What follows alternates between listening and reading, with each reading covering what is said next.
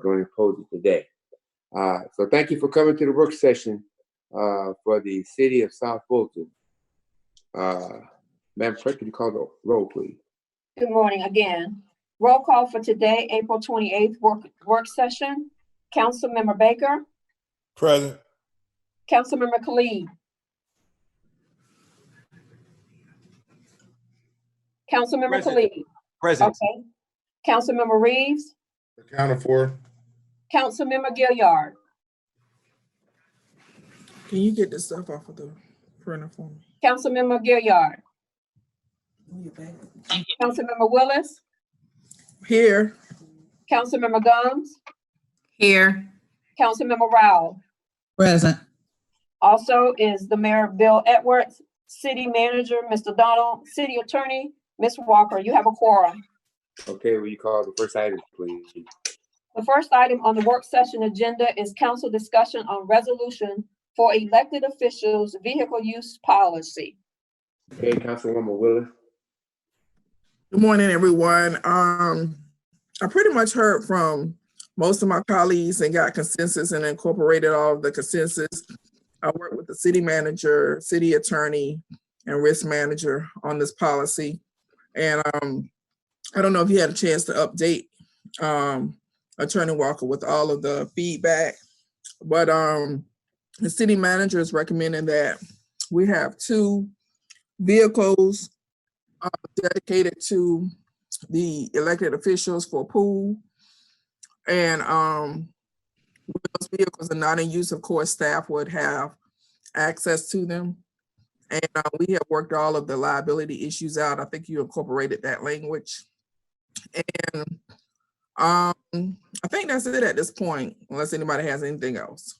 Ms. Willis, I think that for understanding, as I understand it, that the 2 vehicles is for 2020 year, that the possibility that be increased on next year, and also that that does not negate the fact that if other vehicles are not being used by staff, those vehicles can be incorporated. Am I understanding that? Yes, that's fine. And at some point, I know a couple of Councilmember Reeves and we discussed at some point we would like to have 2 vehicles dedicated to the mayor's office. Not 2 vehicles, a vehicle dedicated to the mayor's office and a vehicle dedicated to the city manager office.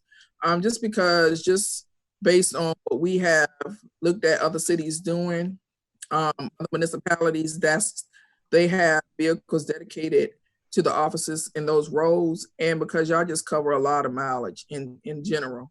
And so that would be the only thing that I know for the city manager's office, if he could just do that administratively, or if we have to do a policy. I know Ms. Winfield talked to me and she was saying there was another vehicle policy that she wanted that she was interested in administrative from an operations role.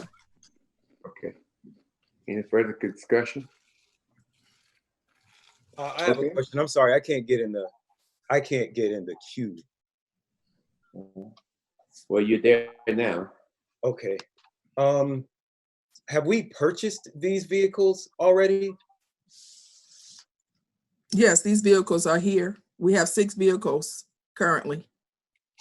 Okay. Just as a matter of discussion, I would like to see any future vehicle purchases that we make be either hybrids or electric vehicles. I know that Cobb County has really been on the leading edge of having like one of the largest clean energy fleets. So I just want to throw that. That's the point well taken, Councilman. Thank you. Okay. Councilwoman Rao. Yes, thank you. One of the things that I also I agree with Councilman Khalid on that, looking at flex fuel as well. And one of the things that I wanted clarification on, and it's not specifically addressed yet, is that no, I don't. How the pickup, looking at other cities, I don't have access. Governments, excuse me, looking at Someone is other states and other states. Hold a minute. Councilwoman Rao, hold on a minute. Okay. Someone's bleeding over on you. Are we all right? Okay, go ahead. Okay.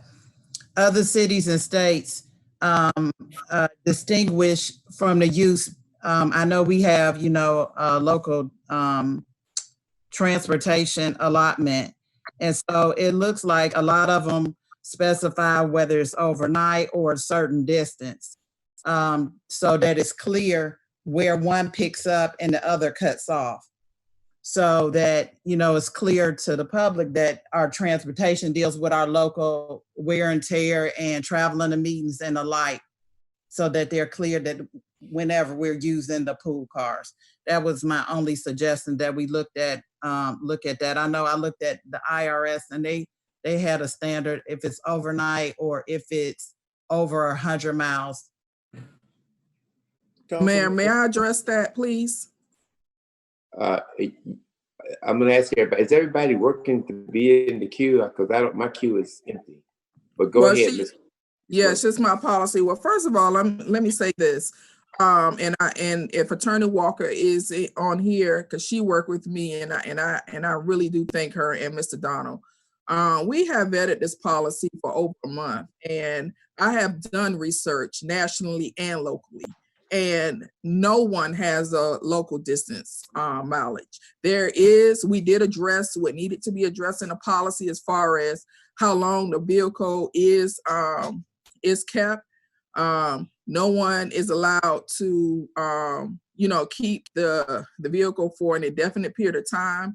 At this time, we're only talking about 2 pool cars that would be dedicated to the city. We are not doing anything that is out of the norm. I did take in the fact that we do have a car allowance in play. However, we're still at this time only talking about 2 vehicles. Not any of the vehicles will be dedicated to council offices. And when you start talking about wear and tear, hold on a second. I would ask that you all mute your cell phones and other apps. Sorry, that was when you start talking about wear and tear and maintenance on cars. The monthly allotment that we get, it exceeds that when you start talking about wear and tear and monthly maintenance. So I would like the attorney to weigh in on this at this time. Wear, tear, depreciation on cars. It's a drop in the bucket on what I think most of us are doing locally.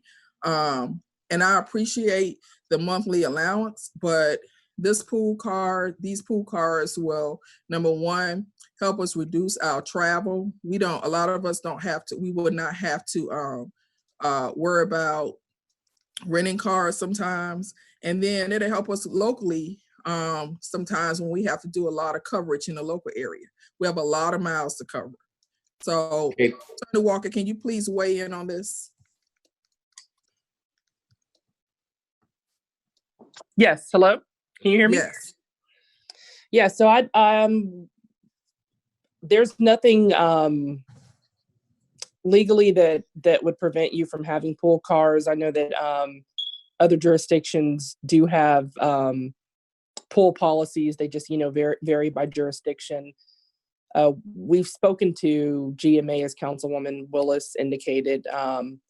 I think now it's a matter of a policy decision as to whether the council collectively wants to make a distance limitation or not.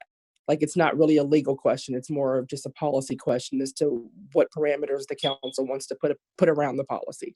And based on your research, and based on your research, because I know we both researched this nationally and locally, have you found any other city that has a local distance requirement in their policy? No, and this is not to say that they don't exist, because I didn't do extensive audit of other policies, but from what I looked at, I did not find a distance restriction. And this policy was modeled after Stockbridge, City of Stockbridge, and City of Stockbridge has a fleet where every council person has a car assigned to them. But we're not, we're not doing that. We have even strengthened our policy to make sure that we avoid the liability. I appreciate your, feedback, Councilmember Rao, but a consensus of us have done what we can to make sure that this is a solid policy. Thank you. City manager, are you there? Yes, sir, I am. Can you talk to me about the SOP that we developed for fleet management in January? Yeah, we've already developed a fleet management policy in January related to the pool cars. I have not signed off on it because we were waiting for this policy, but many of the concerns that you are expressing, while it wouldn't be in your policy, and I said policy, I meant procedure, we developed a standard operating procedure that would accompany the final policy. So many of the questions and concerns would already be covered. So everything from, who you go to, what document you sign when you check it out, where you put the mileage out versus the mileage in, et cetera, et cetera. So all of those things would actually be handled through the procedure, not necessarily the policy. And we have a draft one in place, and I think all of your concerns would be covered. Thank you, sir. Councilwoman Rao? Yes, just follow up.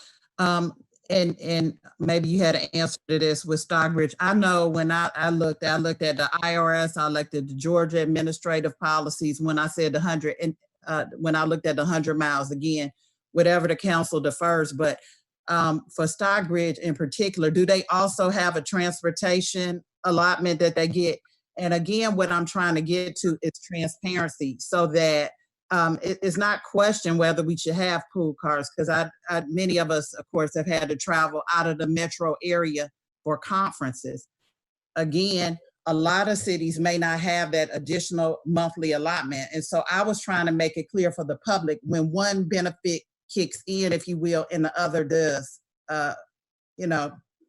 So if they're local. Okay, I'm sorry, I went to finish. So I was trying. Does Stockbridge have that in conjunction with their pool car allotments?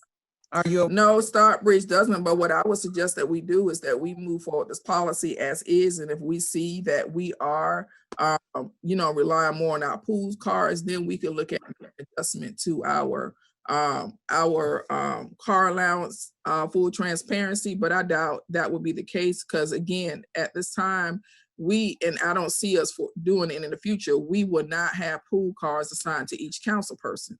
And so we will, it's 7 of us, we got 2 pool cars. And so I don't see us, exceeding our monthly allowance. I think that if we get to the point where we are exceeding that, then yeah, we do need to look at making an adjustment. Until that happens, I think we're fine. I do think what we will see a reduction, and maybe we can look at reducing our travel if that data shows that, is we would have to rent less rental cars when we go out of town. Okay. I think, can I just say, for clarity, I'm not suggesting that we not have pool cars. That makes complete sense. All I'm trying to say is that we might want to be clear, because if you have a certain amount, I don't want it to appear as if, I'm trying to choose my words correctly, because I don't. I understand clearly what you're saying. It makes it clear. And okay. Answer my question. Okay. Most of those cities probably don't have a transportation allotment like we do, and that's my point. What I would suggest you do. Excuse me. This is becoming a conversation between you and Miss Willis. I think you stated your point, and we need to move on. Okay, that's fine. Thank you. All right. Any other questions on that agenda item? If there being none, let's go to the next one, Madam Clerk. Mayor, I want to note that Councilmember Gilliard is present. Okay, that's good. The next item on the agenda is council discussion on the rezoning rewrite update, CDRA.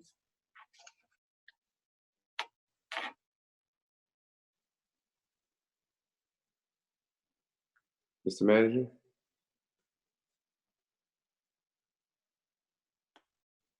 Ms. Reed is on the line. She's actually going to go over that discussion. All right.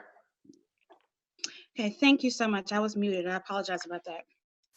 Okay, good morning, Mayor and Council. Thank you so much for the opportunity to share those details with you.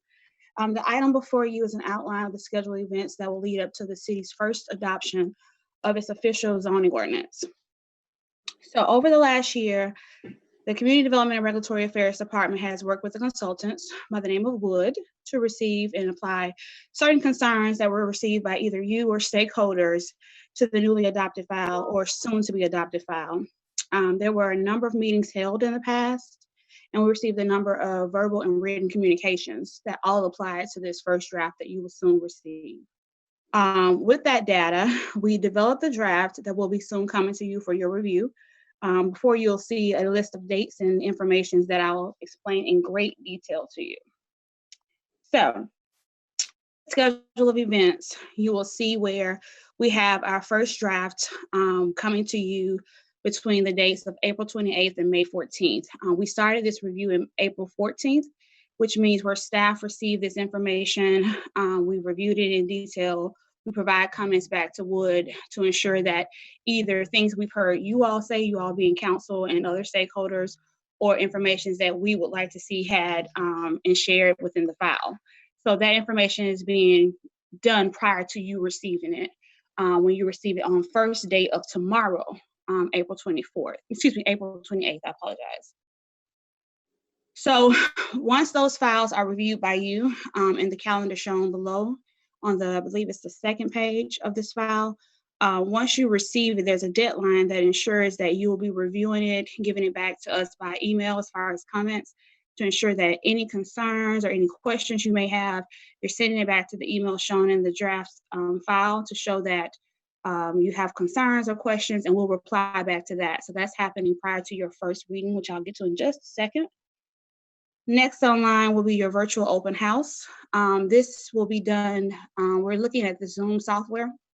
We'll be working with our communications department to get this information out to all stakeholders, ensuring that they'll be present to hear a presentation done by Wood. There will be a Q&A session involved in that as well, whereas when the presentation is being done, if residents and constituents have any questions, we can definitely make sure those are being resolved in the Q&A session virtually and online. That's going to be scheduled for May 12th. Soon after that, for May 20th, is a special call meeting by your planning commission. As you know, your planning commission serves as a recommending body to you, which means when files are being brought to you that's pertaining to the zoning ordinance, we ensure that they have a recommendation to provide to you prior to your adoption. So before it even hits your first or second read, they'll have an opportunity to provide a presentation to you directly, not presentation, I'm sorry, but a memo to you with a recommendation after they reviewed it. So you'll see in the schedule as well that the Planning Commission and Mayor and Council will receive these files on the same day with the same deadline. So that file will be able to be reviewed by both bodies. Comments will be provided back to staff and to Wood for us to make those necessary edits or provide comments back to you for your clarities. And then from there, it'll move over to Mayor and Council for the first read. First read is preliminary scheduled for June 2nd. And that's going to be in the same format as we are today. By then, your planning commission will have a recommendation to you. You will have an opportunity to where edits have been provided back to Wood from your reviews. You'll see that the file will have those edits added back in where pertinent. And then from there, we will be able to receive more comments, questions, and answers as you always do with your first read. And then, of course, your last reading will have where the June 11th adoption prior to your moratorium expiration of June 30th. So that concludes my report, but I am available for any questions that you may have. Thank you so much, Ms. Reed. Mr. Khalid. Mr. Khalid. Yes, I'm sorry, I'm here.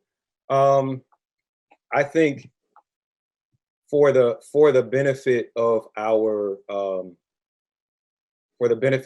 constituents, as well as us on this call, I would just like to share this schedule that we have. And so I want to be clear, Ms. Reed, you're saying that we will receive the first draft of this zoning rewrite today or tomorrow? So the date that's shown is April 29th. So that should be tomorrow, yes. So that's April 29th. and then we're going to get through this entire process by June 11th. Correct. So you'll have files being sent to you by articles. So one thing that I did not mention, and I'm very excited to mention, I apologize for that, this file was 34 articles. We have reduced it down to 10. That did not remove information, that just reorganized the information, making it a more, easier file to read. And so putting the pieces in the right order and making it so that it flows better.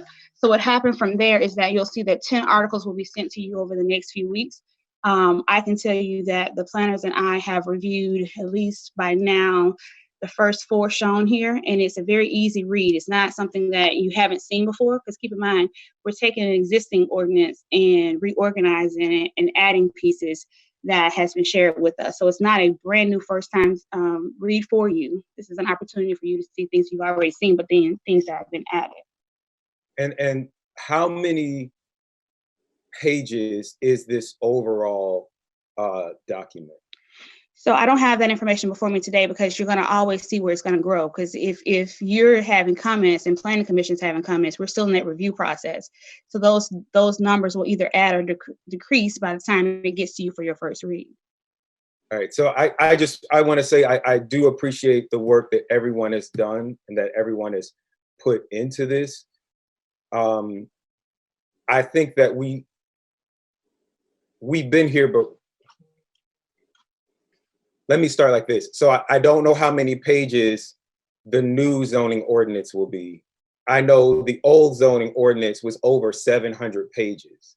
And we're talking about, I mean, though other people have been working on it, we're talking about the city council reviewing it, making our recommendations, and revising what was a 700-page document in 43 days between now and June 11th. And I am just concerned that is not enough time. I have seen in many instances, which is why I began asking for these drafts back in December, because we were promised that we would get a first draft in December. I've seen many times where our council has felt under the gun to approve something because we're bumping up against the deadline. Now, if we can get through this process in 43 days in a way that is satisfactory to both the council and all our constituents, I am all for it. But I don't want us to have this deadline of June 30th that we're rushing up against.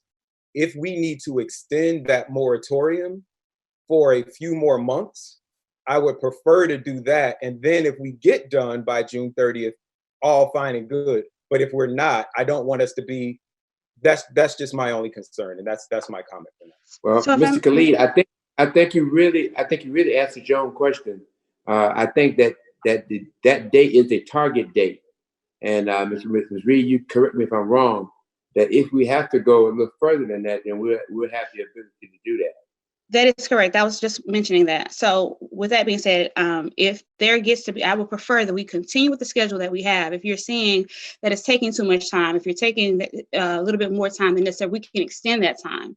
It doesn't have to be where you're just saying that it has to be a June 11th adoption. If you're saying that during the review it's taking you more time, we can revisit that during the schedule, but we must definitely begin the review of this file immediately. Oh yeah, I wholeheartedly. I don't want to change the timeline of review. I don't want to hold it up in any kind of way with any sort of debate.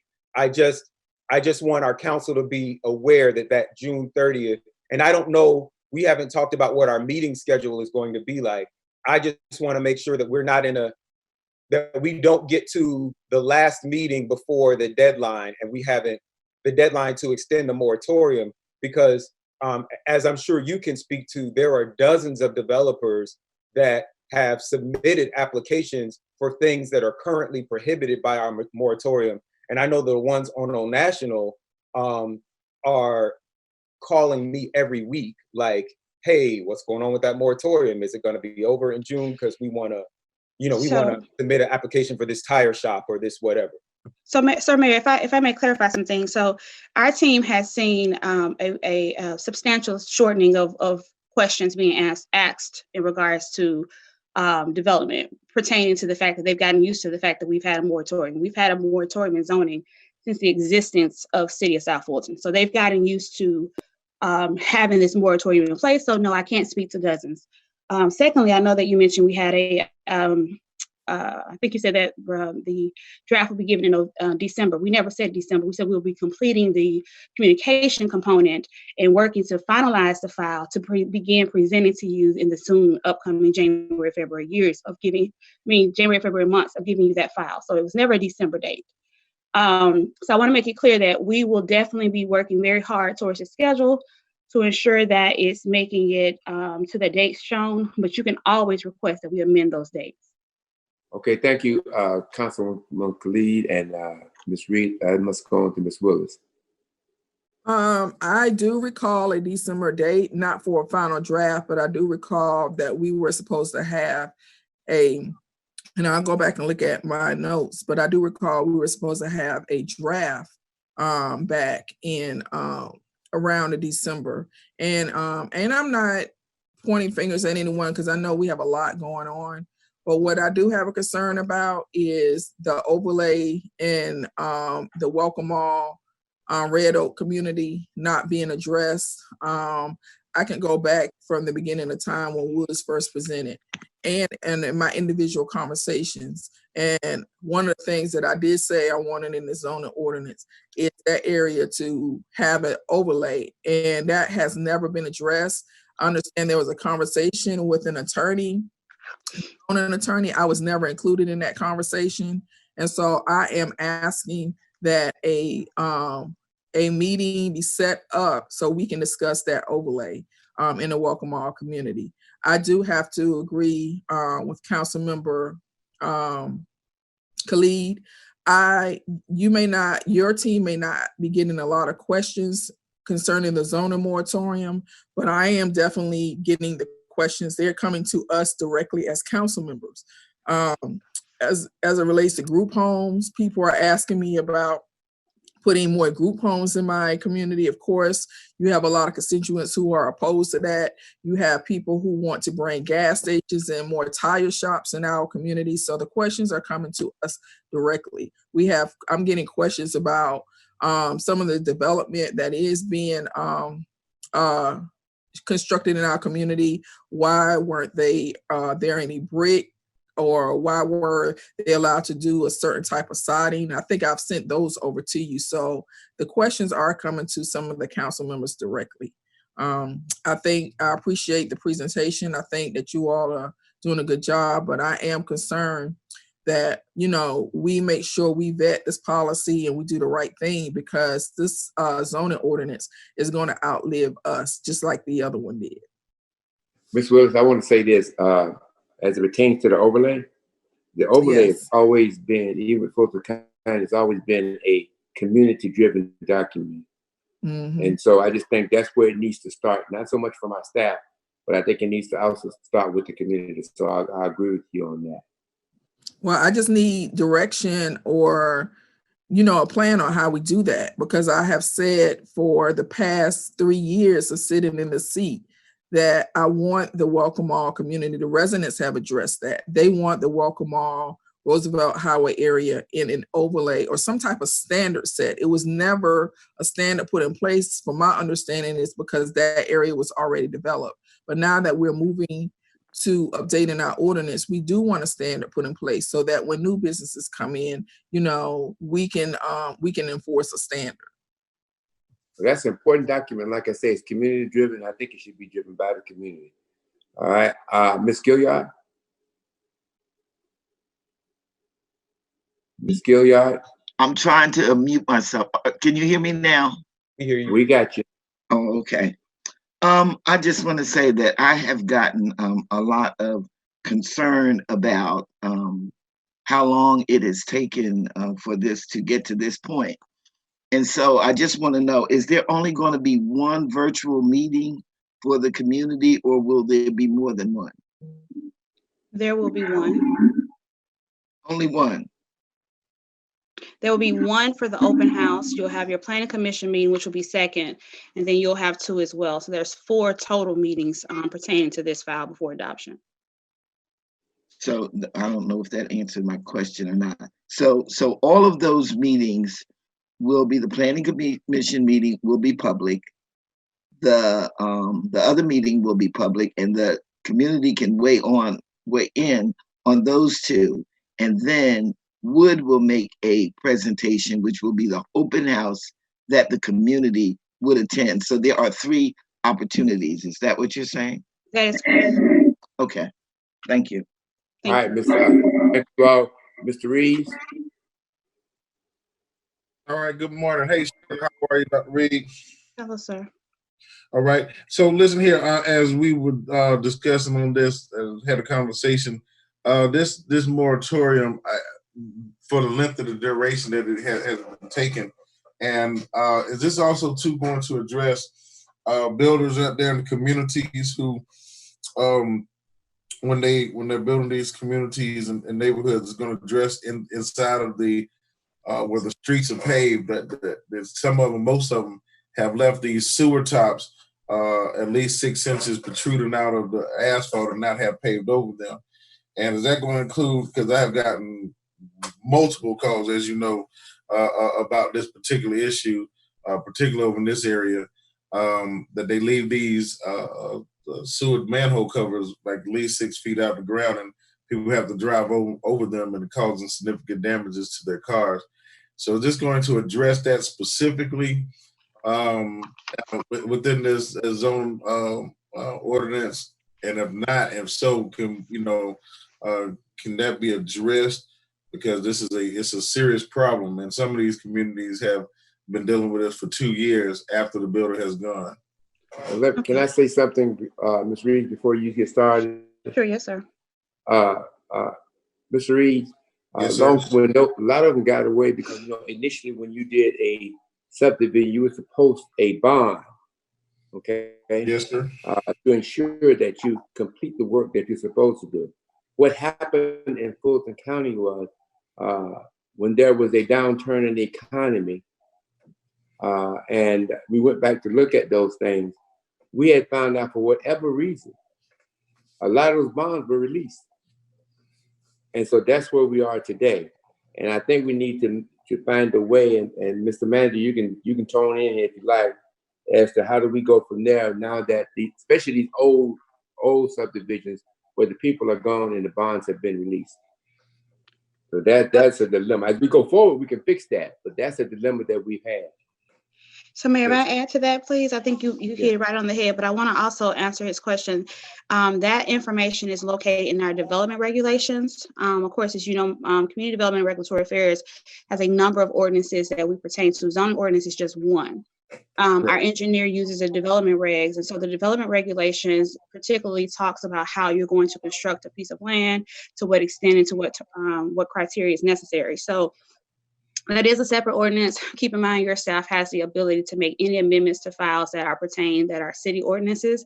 So if that's something that's an issue, we can talk about it. However, the practice has been for paving of roads is that usually, and this is done to save communities money, we pave roads after the last home is constructed, because the weight and tear of the roads from the actual heavy vehicles to construct the homes. So what happens is that we pave these roads after the last home is being built. The recession made it so that a lot of last homes weren't built. So that's why you're seeing it that way. Okay, thank you, Dr. Reed, for the explanation. That explains it, and we can have a one-off conversation about that to get to address that situation. Thank you. Yes, sir. Thank you. Okay.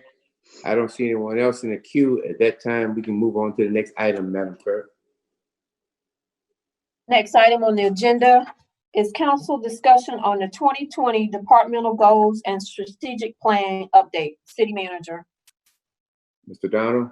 Yeah, well, good morning. I think this is a quick topic, but just wanted to kind of highlight that I think some of the advisement as well as our processes for moving the city forward despite this unprecedented pandemic is based on not only us having a strategic plan, but set departmental goals that have kind of kept us on track and helped us make strategic decisions. And so in your packets, you have kind of a breakdown of our short-term goals that have kind of kept us on track for the FY 2020 budget. I know that the mayor received some input and inquiries from some of the other South Fulton cities about how we're able to kind of utilize these goals to make our decisions and move the city forward. And so a part of this is not only an update for council, but to provide some best practices to our neighbors who've been looking for them. And so I won't go through all of them, but I think the matrix that's included in your packet just kind of shows the various projects and activities, as well as which departments are responsible and how they have been able to tackle these areas by quarter. And so we've actually been ahead of schedule. So that is also why the bulk of our expenditures, we've been able to kind of halt quite a few of them and really just kind of maintain the delivery of service through staff, existing contracts, and insert innovation where appropriate. And so if you go through the matrix, you'll just see that whether it be the master planning process for parks or the onboarding of arts and culture activities, or even some of the construction projects related to the URA or other minor projects that have been done through the general fund, have either already started or positioned to be in process and currently being implemented, even if remote. And so having those things in place and looking at them objectively prior to the beginning of the year has really served as our tool to continue to deliver services to our residents. And so simply presenting that information, making sure you have a status update and something tangible so you know exactly when these projects have been managed, are in place, and what activities departments are working on high level. And so it touches everything from our legal reviews to our grants that we've acquired and how we're leveraging those to offset certain costs and everything that falls under that gamut. So again, not anything that I think is required for a deep dive, but I think, I personally am very thankful to the council for passing the strategic plan as timely as you did, because it has provided us a roadmap to keep things on course, both in the short and long term, as we make recommendations for your consideration. So I'd like to thank you for that. And I think that concludes that discussion, and would take any questions that you may have. Thank you, City Manager. Ms. Gilliard. Thank you, Mr. Donald, for this report. It was very thorough, and I have an awful lot of questions. So I have so many that I don't want to take up the time, so I'll just email them to you. Yes, ma'am. But the one that I do want to not necessarily have a discussion about, but I just want to request that the one that relates to the police building, that you send to the council the information that Mr. Malazzi sent to you, or said that he was sending to you regarding that matter. So that's all I have. And I think he actually responded to you this morning on that topic, but as promised, I think you guys requested a report and a work session item, and so we'll have that ready for you for the next regularly scheduled meeting, while the memorandum will come before. Okay, thank you. Yes, ma'am. Okay, Councilman Khalid. Hey, thank you so much, Odie, for that. I'm sorry, City Manager Donald. Thank you so much for that presentation. I have two questions. I'm not sure, because I know that there's going to be another city manager's report. So Yes, sir. please forgive me. Feel free to shut me up and just wait for the regular meeting. But the first is Creel Road and some other streets in in District 6 have been paved. Thank you very much. I'm not sure that they were on the schedule. For this time, I'm just wondering, have we sped up paving because everything had been closed, or was I just misreading the schedule? No, I think you're right. So I wouldn't necessarily say that we have sped up the schedule purposely, but since the collections, I think we sent some information on the collections. The T-Splosh collections were at around 88%, I believe. And that may be off a few percentage points, but somewhere between 82 and 88%. And so that means that all of the projects that were budgeted for could begin. But the issue was the timing. Like you said, folks have been off the street and things of that nature. So we've been able to kind of, I would call it more of a catch up than accelerating the schedule. I think we had a delay with the transition from Fulton County and the contracts, et cetera. But we've been able to leverage those standalone contracts as well as some of the other existing project plans that were in place to deliver. And so I think in every district, we have had, and I know I sent out some information on that, and it's been about a month or so, but just about every district has had a paving project initiated, and there are more on the way. And so while the coronavirus has definitely caused some hardships, it has helped our transportation paving project implementation. And so you are right on target with that. We've been able to accelerate our work and catch up from the delays of the Fulton County transition. So I think all of the 2020 projects are in progress, although all of them will not be completed this year. I believe all of them will be started. And just as I've given you guys a monthly update via memorandum, I'll make sure to do that with a end of April update that will come in May. And if time permits, we'll add it to the work session. Thank you. I and all the residents of South Fulton, thank you so much for that. And Mr. Vance Whalen, Jacobs, and everyone who he's done a great job under duress. We're very thankful for the leadership Mr. Valenzuela has provided.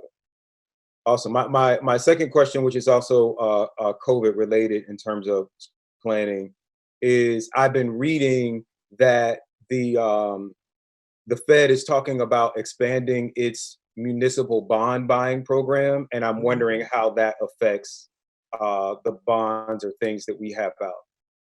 So I think it would be a benefit based on how it's going to stabilize various local economies around the U.S. I will defer to our city treasurer on any actions. I know that notice just came out within the last 2 days, but the direct impacts to the city of South Fulton and our consideration for bonds, which I know that's something that the council has been, very interested in. I will defer to him to give specific details, but I think broadly expanding the availability of funding as well as support as guarantors for municipal bonding programs and projects is something that will only benefit, all of these local economies. And so for any additional specific details, again, I'll defer to the city treasurer who is on the line. Well, Mr. Malazzi, did you want to give any update on that? I mean, I know the notice just sort of came out this week, so I didn't know if you've been following it. We have been tied up with the budget amendment, the report with the city manager, so I haven't got into details, but I will get into details and get back with you. All right, thank you. Okay, thank you, Mr. Khalid. Councilwoman Willis. And Mayor, just real quick, I did want to highlight that these FY20 projects are 2019 funds. I know I don't want people to be confused later. Remember, our fiscal year runs in 2019 and 2020. And so the 2019 collections of funds was the percentage that I was giving you.